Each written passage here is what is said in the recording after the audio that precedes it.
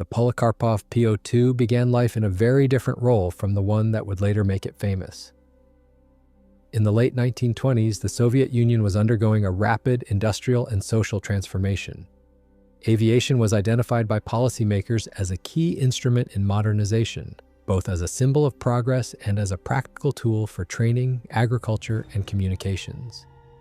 The country needed a simple, reliable, and affordable aircraft that could introduce thousands of students to flying, spray crops over collective farms, and perform utility missions across a vast territory. Nikolai Polikarpov, already an experienced designer, responded to this demand. He envisioned a basic biplane, easy to manufacture and maintain, with handling qualities that would make it suitable for novice pilots. The design placed emphasis on ruggedness rather than speed, with a wooden frame covered in fabric, fixed landing gear, and an open cockpit that offered simplicity over comfort. The aircraft was initially designated U-2, standing for Uchebny, or training in Russian. The concept was not glamorous but practical, tailored to the needs of a nation that saw aviation as an essential part of its modernization drive. The development process was shaped by both technological constraints and ideological expectations. The Soviet aviation industry lacked advanced alloys and high-precision machining in the late 1920s, so Polikarpov's choice of wood and fabric construction ensured the design could be built by relatively unskilled labor in modest workshops. The U-2 also incorporated a modest 5-cylinder radial engine which delivered only limited power but was dependable and easy to service in the field. The blueprint emphasized mass production and straightforward repairs, aligning with the Soviet principle that utility outweighed sophistication. The first prototype flew in 1927, and from the start it demonstrated exactly the qualities its designers had sought. Test pilots praised its forgiving handling characteristics, noting that it could be flown safely by cadets with minimal experience. Its low stall speed and gentle controls made it an ideal platform for teaching takeoffs, landings, and basic maneuvers. The U-2 was not fast, nor was it impressive compared to contemporary fighters or bombers, but it was never intended to compete with them. Its success was measured by accessibility and safety, and in this it excelled. By the early 1930s, production was underway at scale. Flying clubs across the Soviet Union used the U-2 as their primary trainer, while agricultural collectives employed it for crop dusting operations. Its adaptability soon became apparent as variants were created for liaison duties, medical evacuation, and postal delivery. The aircraft's ubiquity in civilian life earned it recognition as one of the most familiar machines of its era, bridging the gap between Soviet citizens and aviation in a way no other aircraft had done before. The aircraft's humble origins as a training and utility platform were not forgotten, even as its role expanded in later years. For Polikarpov and his team, the U-2 represented a triumph of pragmatism, proving that simple construction and careful design could create a machine that served the needs of both state and society. Few could have predicted, however, that this modest trainer would one day become a weapon of psychological warfare, earning a reputation that far exceeded its modest specifications. The prototype and testing era of the Polikarpov U-2 confirmed its reputation as a reliable and forgiving aircraft, but it also revealed areas where further refinements were needed. When the first examples took to the air in 1927, test pilots noted that its simplicity was both a strength and a limitation. The airframe, built of wood with fabric covering, gave the machine remarkable lightness and ease of repair. At the same time, it demanded constant vigilance in production standards, since poor workmanship could compromise durability. Despite these concerns, the aircraft's resilience quickly became evident. It could absorb rough landings on grass fields or dirt strips without significant structural damage, a vital feature for training inexperienced aviators. Flight trials showed that the U-2 had an exceptionally low stall speed, which made it safe for beginners. The aircraft's gentle handling allowed cadets to recover from mistakes that might have been fatal in other trainers. Instructors found that even poorly prepared students could learn basic flight principles without catastrophic accidents. This quality alone ensured its rapid adoption by flight schools throughout the Soviet Union. The aircraft's engine, a Shvetsov M11 radial delivering between 100 and 125 horsepower in early versions, provided just enough thrust to keep the aircraft airborne while preventing novices from exceeding safe speed limits. Transitioning from prototype to serial production posed new challenges. factories had to learn how to mass-produce aircraft in conditions where materials were scarce and skilled labor limited. Polikarpov's design deliberately minimized the need for complex parts, and many components could be crafted in smaller facilities spread across the Soviet Union. This decentralized approach meant that production was resilient, and as the Soviet Union expanded its aviation infrastructure, the U-2 became a backbone of the new system. During its testing phase, alternative roles were also explored. Engineers fitted the aircraft with spraying equipment for agricultural use, turning it into one of the first practical aerial applicators for Soviet farming. Trials showed it could spread insecticides and fertilizers effectively, bringing aviation directly into the economic transformation of the countryside. Other experiments tested stretcher mounts for air ambulance missions and modifications for postal delivery. These early adaptations revealed the inherent flexibility of the U-2, qualities that would later prove decisive during wartime. By the early 1930s, the aircraft had successfully transitioned from prototype to production standard. The simplicity of its controls, the robustness of its structure, and the low cost of operation ensured it became the most widespread aircraft in the Soviet Union. In total, hundreds of early production aircraft rolled off assembly lines each year, eventually leading to tens of thousands over its lifetime. What began as an experimental trainer had, by the close of its testing era, already evolved into a multi-purpose utility aircraft. The seeds of its future wartime roles were present, even if few anticipated just how far this unassuming biplane would go in reshaping its reputation from classroom tool to combat legend.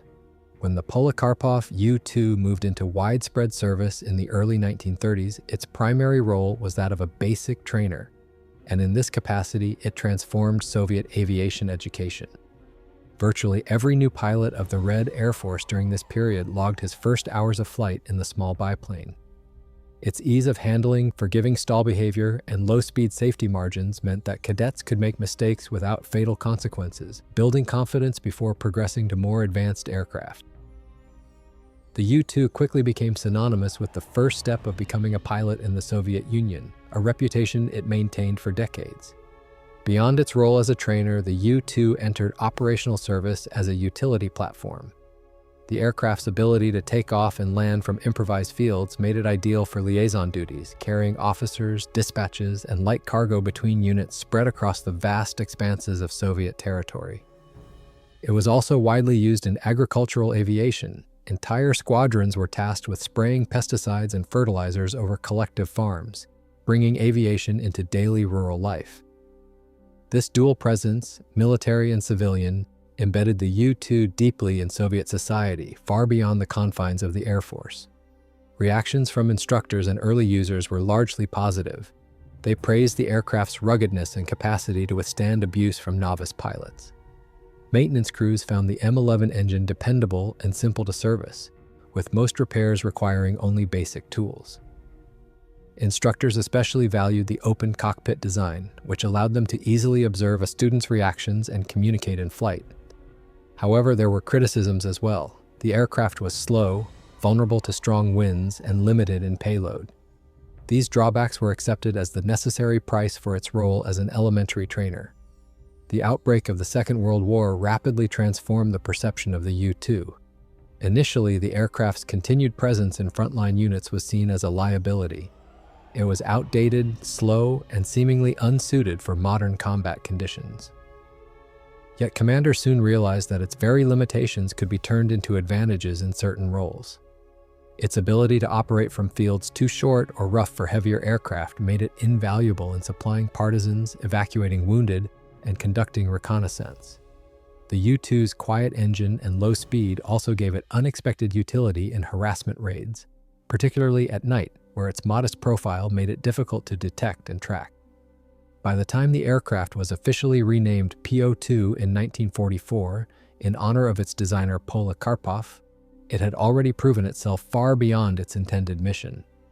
The same qualities that made it ideal for training cadets, simplicity, low speed, and ease of handling, were being exploited in innovative combat roles. The humble trainer was evolving into an aircraft feared by its enemies, though that reputation would not become fully established until the height of the conflict. For the moment, in its early years of service, the Po-2 was seen as a workhorse, unglamorous, modest in performance, but essential to the functioning of Soviet aviation both in peace and in the first years of war. The transformation of the Po-2 from a modest trainer into an unlikely instrument of war began after the German invasion of the Soviet Union in June 1941. The Red Army Air Force, caught off guard by the scale of Operation Barbarossa, faced catastrophic losses of modern aircraft in the first months of the campaign. In this desperate context, commanders looked to whatever machines were available to fill operational gaps, and the Po-2 emerged as a stopgap solution. What had once been regarded as an outdated, vulnerable biplane was suddenly repurposed into an active combat asset. Its most famous role developed in night harassment operations. Soviet squadrons began to use the aircraft to bomb German positions under the cover of darkness. Equipped with small bomb racks and carrying ordnance loads of up to 300 kilograms in later adaptations, the Po-2 flew low and slow, approaching targets with engines throttled back to reduce noise. German troops nicknamed it the Nähmaschine, sewing machine, because of the distinctive sound of its engine, but more infamously referred to it as the sewing machine of death, or Night Witch aircraft, when flown by the all-female 588th Night Bomber Regiment. These units, composed entirely of women, conducted relentless nocturnal raids that disrupted enemy supply lines, attacked encampments, and inflicted psychological strain far beyond the actual material damage caused. The tactical advantages of the Po-2 in this role were unexpected. German fighters struggled to intercept it at night, as the aircraft's low speed was often below the stalling threshold of faster interceptors like the Bf-109 or Fw-190. Attempts to engage usually forced German pilots into difficult maneuvers that risked accidents, while the Po-2, flying at treetop level, could simply evade or escape. Its wooden frame and fabric covering also gave it a degree of resilience. Machine gun rounds often passed through without detonating the fuel tanks, making it less vulnerable than more advanced aircraft in certain circumstances. Beyond harassment bombing, the Po-2 served in frontline medical evacuation and resupply missions.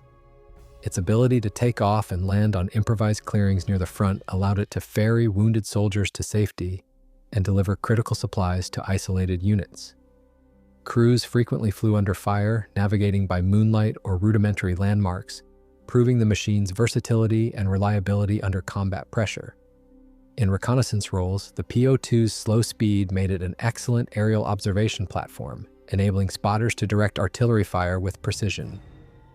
Setbacks and losses were inevitable.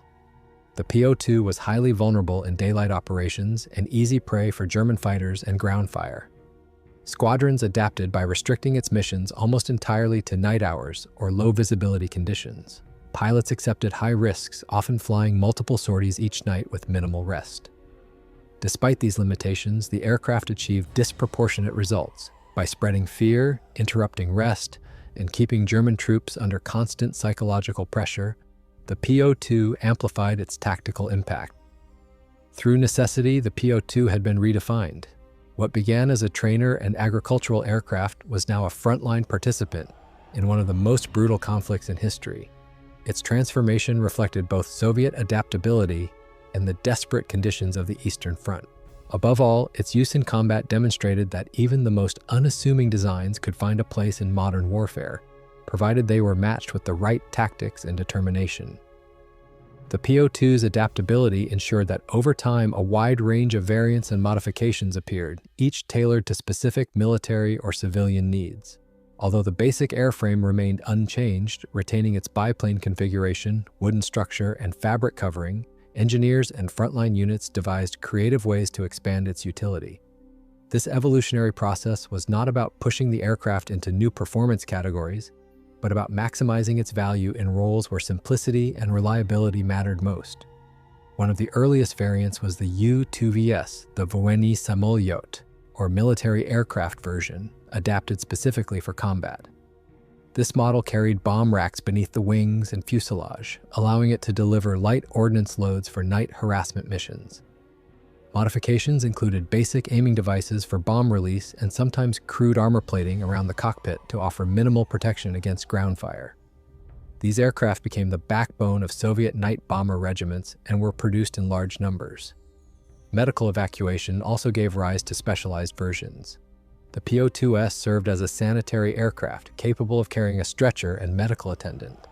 With its short takeoff and landing characteristics, it could operate from forest clearings or rough fields near the front, often evacuating wounded soldiers under extremely dangerous conditions. Such missions highlighted the aircraft's humanitarian role even amid the brutality of war. Reconnaissance and artillery spotting led to further adaptations. The Po-2 NAC version was equipped with cameras and radios, enabling it to direct artillery fire with surprising effectiveness. Its slow speed and ability to loiter over a target zone provided qualities that faster reconnaissance aircraft lacked, even though it remained highly vulnerable to interception. Some field modifications added additional fuel tanks for extended range, making it suitable for patrol and liaison work in remote regions. Civilian roles continued in parallel during the war. Agricultural versions of the aircraft remained in use, spreading fertilizer and pesticides over Soviet farmland, while others served in training and communications duties far from the front. This duality, remaining a tool of civilian development while fighting as a frontline aircraft, was unique to the Po-2 and reinforced its status as a machine that defied conventional categorization. Internationally, licensed production and transfers extended its influence beyond Soviet borders. Variants were built in Poland as the CSS-13 and later served with Warsaw Pact states well into the Cold War. Other countries, including North Korea and China, employed the Po-2 in both training and combat roles, most famously during the Korean War, where it repeated its night harassment missions against United Nations forces. In that conflict, American troops nicknamed it Bed Check Charlie, acknowledging once again the psychological impact of a slow, seemingly obsolete aircraft. By the end of its production run, more than 30,000 Po-2s of all versions had been built, making it one of the most numerous aircraft in aviation history. Each variant represented an adaptation to a specific operational environment, but all retained the same core identity, a simple, rugged biplane that could be produced cheaply and flown by minimally trained crews. The Po-2's technological evolution did not bring radical new designs, but demonstrated instead the extraordinary potential of incremental adjustments applied to a proven, flexible platform. The global impact and legacy of the Polikarpov Po-2 rest not only on its wartime service, but also on its longevity and symbolic significance. Few aircraft in history have matched its production numbers, versatility, or the span of its operational life. Introduced in the late 1920s, it remained in active service across multiple continents for decades, proving that simplicity could be a form of enduring strength. During the Second World War, its reputation as the aircraft of the night witches gave it a unique cultural identity. German troops came to dread its nocturnal presence, associating its distinctive engine sound with relentless bombing raids and sleepless nights. In this way, the Po-2 became one of the rare machines to achieve psychological dominance disproportionate to its technical performance. This reputation continued to echo in post-war histories and memoirs, ensuring the aircraft's place in the mythology of the Eastern Front. After the war, the Po-2 remained in widespread use across the Soviet Union. It continued to serve as a basic trainer, agricultural workhorse, and utility aircraft well into the 1950s and 1960s. In rural areas, it was often the only link between isolated communities and the wider infrastructure, delivering mail, medicine, and supplies. Its ruggedness and low operating costs meant that it could continue to operate where more advanced aircraft were impractical. This dual civilian and military presence reinforced the aircraft's status as a machine for all purposes, blurring the line between peacetime necessity and wartime improvisation. Internationally, the Po-2 found a second life in allied and client states. Poland produced it as the CSS-13, while countries such as China and North Korea employed it for both training and combat. In the Korean War, it once again demonstrated its capacity for psychological warfare. Flying at night, Po-2s carried out nuisance bombing raids on United Nations positions, causing disruption and fear out of all proportion to the limited material damage inflicted. Western pilots struggled to intercept it for the same reason German pilots had. Its slow speed made it an elusive target for modern jet aircraft. By the time it was retired from active service, the Po-2 had achieved a record of endurance matched by very few designs. More than 30,000 were built, and it remained one of the most produced aircraft in aviation history. Its simple wooden and fabric construction became a symbol of resourcefulness, proving that not all successful aircraft needed to be cutting edge in performance. Instead, the Po-2 showed that adaptability, mass production, and suitability to diverse roles could ensure historical significance. Today, surviving examples are preserved in museums across Europe, Russia, and Asia, where they serve as reminders of a machine that transcended its humble origins. It is remembered both as the trainer of countless pilots and as the feared raider of the night skies. In popular memory and scholarly history alike, the Po-2 is celebrated as a paradox, a slow, outdated biplane that outlasted and outperformed expectations, securing its place as one of the most iconic aircraft of the 20th century. Lesser-known chapters of the Po-2's history highlight just how deeply embedded the aircraft became in aviation culture beyond its iconic combat use. One of the most striking aspects was its role as a test platform. Because of its low cost and forgiving design, Soviet research institutes often employed the Po-2 for experimental projects. It was used in trials for new navigation instruments, radio equipment, and even early night vision concepts.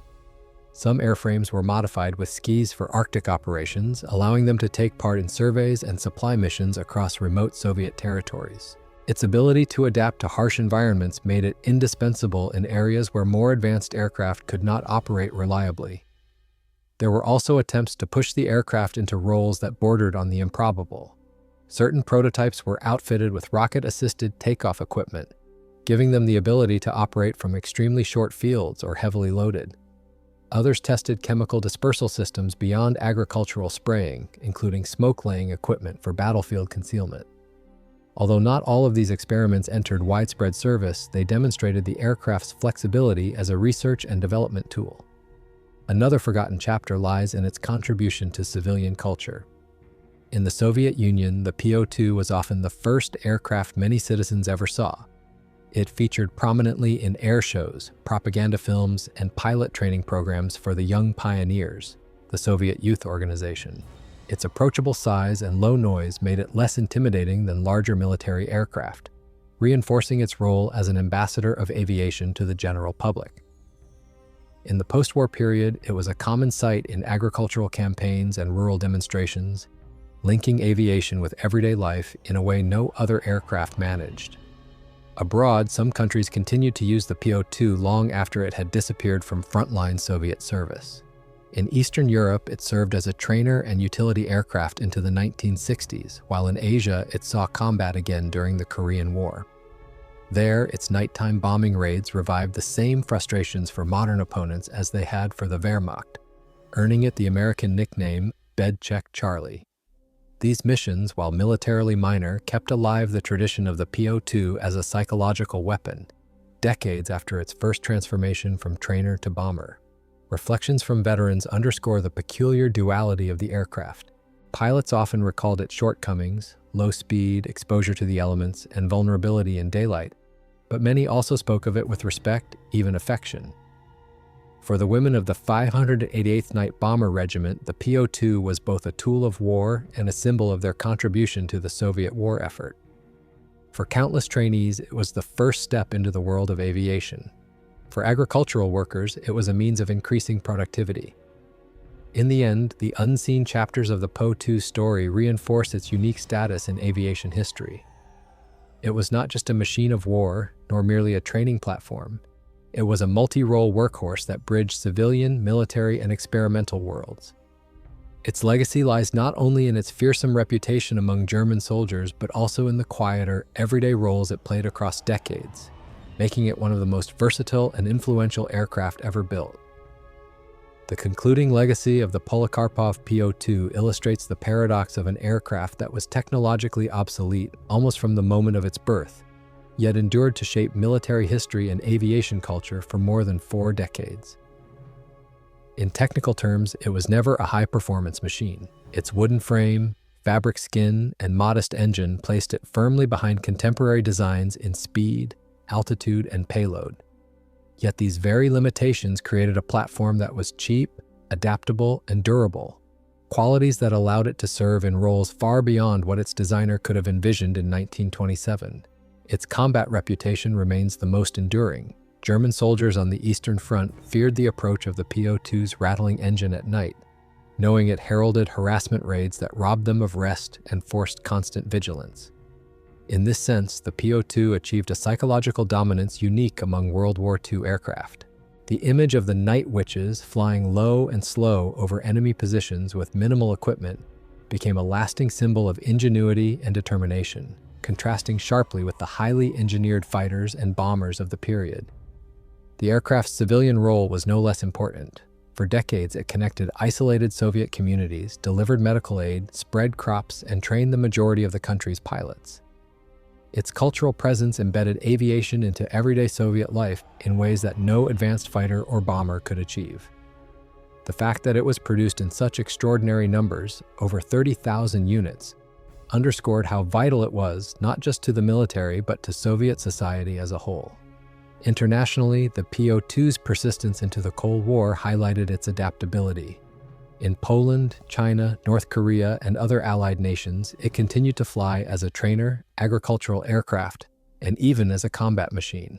Its unexpected reappearance in the Korean War, where it once again performed night harassment missions against vastly superior jet fighters, demonstrated how its design could remain relevant through sheer practicality and unconventional use. Preserved examples in museums today remind audiences of the dual nature of aviation progress, that not all influential aircraft were sleek, fast, or advanced. Some, like the Po-2, derived their power from simplicity and ubiquity. Its place in history is secured not just as a curiosity or relic, but as a rare example of an aircraft that crossed the boundaries of peace and war, of training and combat, of utility and legend. In final assessment, the Polikarpov Po-2 proved that innovation in aviation does not always mean pushing technology to its absolute limits. Sometimes success is found in designing a machine that can do many things adequately, remain reliable under harsh conditions, and be produced in numbers sufficient to meet the needs of a nation. For the Wehrmacht, it was a source of terror. For Soviet pilots, it was a trusted companion. And for aviation history, it stands as a testament to the enduring impact of humble yet effective design. The Po-2's historical significance lies in the way it blurred the lines between utility aircraft, weapon of war, and cultural icon.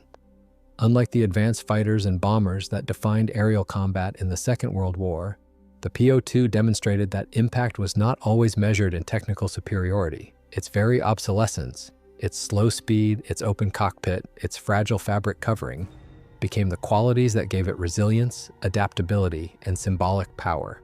In the Soviet Union, it came to represent the democratization of aviation. Generations of pilots, from cadets of the 1930s to post-war recruits, first took to the skies in a Po-2. For many Soviet citizens, their only personal encounter with aviation, whether at an air show, on a collective farm, or through airmail, was through this modest biplane. It was the aircraft of the people, as recognizable in rural landscapes as tractors or trucks, yet capable of transforming overnight into an instrument of war. Its psychological effect on opponents ensured it a place in military lore. German troops remembered the nightly buzzing as a symbol of Soviet persistence, while NATO soldiers in Korea encountered it again in the form of Bed Check Charlie. In both conflicts, its presence highlighted the value of unconventional tactics. Even a slow, antiquated aircraft could deny the enemy rest, drain their resources, and undermine their morale. Few aircraft in history so effectively weaponized the element of nuisance into a strategic advantage.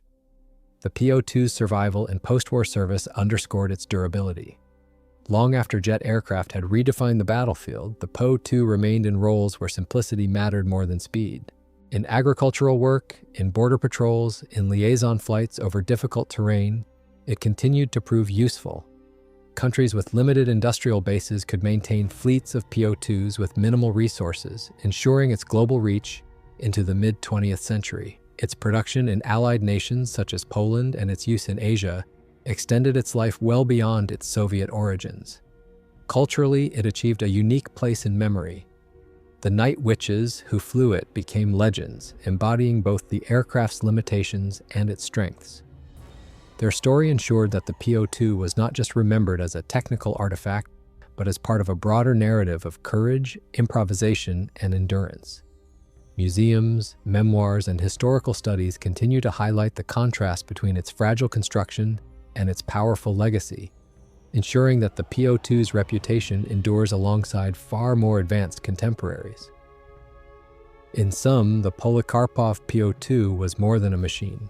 It was a symbol of resilience in the face of overwhelming odds, of practicality elevated to legend.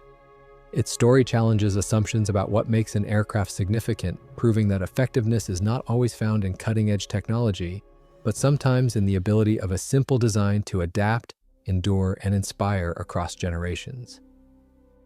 The final chapter of the Polikarpov Po-2's story is one of paradox and endurance. Conceived as a humble trainer for the mass education of Soviet pilots, it ended its career as one of the most widely produced and longest-serving aircraft in aviation history. Its sheer longevity and the breadth of roles it fulfilled — training, agriculture, liaison, medical evacuation, reconnaissance, and combat — demonstrated the remarkable adaptability of a design rooted in simplicity. Few aircraft could claim to have touched so many aspects of both civilian life and military struggle, from the fields of collective farms to the battlefronts of two wars. By the time production ceased in the early 1950s, more than 30,000 Po-2s had been built, ensuring its presence across multiple continents. Its silhouette became instantly recognizable, a familiar sight in skies from the Soviet Union to Eastern Europe, from China to Korea. Even as advanced jet aircraft dominated the post-war era, the Po-2 lingered in secondary roles, proving that older technologies could remain useful when adapted intelligently. In this sense, the aircraft bridged two eras of aviation: the interwar age of wood and fabric biplanes and the modern age of metal monoplanes and jets. Its most enduring reputation, however, is tied to its psychological and symbolic impact. To German soldiers, it was a nightly terror, the harbinger of restless hours under bombing raids by the night witches. To American troops in Korea, it was a ghost of an earlier war, a relic that nonetheless managed to evade and frustrate state-of-the-art jet fighters. To Soviet citizens, it was a tool of modernization and survival, a machine that connected villages, trained pilots, and carried supplies where no other aircraft could. In each of these contexts, the Po-2 became more than a machine. It became a presence, a reminder that effectiveness is not always bound to technical superiority. Today, preserved examples in museums and memorials testify to its dual identity as both workhorse and legend. Scholars and aviation enthusiasts continue to study its role, not because of its performance specifications, but because of what it represents: ingenuity, persistence, and the value of simplicity in the face of adversity. The Po-2 challenges conventional measures of progress, showing that sometimes the most influential aircraft are not those at the cutting edge, but those that serve in vast numbers in countless roles for decades. In the grand narrative of aviation history, the Polikarpov Po-2 stands as an enduring reminder that even the most unassuming designs can shape the course of events. It was never fast, never powerful, and never elegant by the standards of its time, yet it outlasted many of its more advanced contemporaries. Its true legacy lies not in records broken or technology pioneered, but in the countless missions it flew and the profound mark it left on those who built it, flew it, and faced it. In this, the Po-2 secures its place as one of the most remarkable aircraft of the 20th century.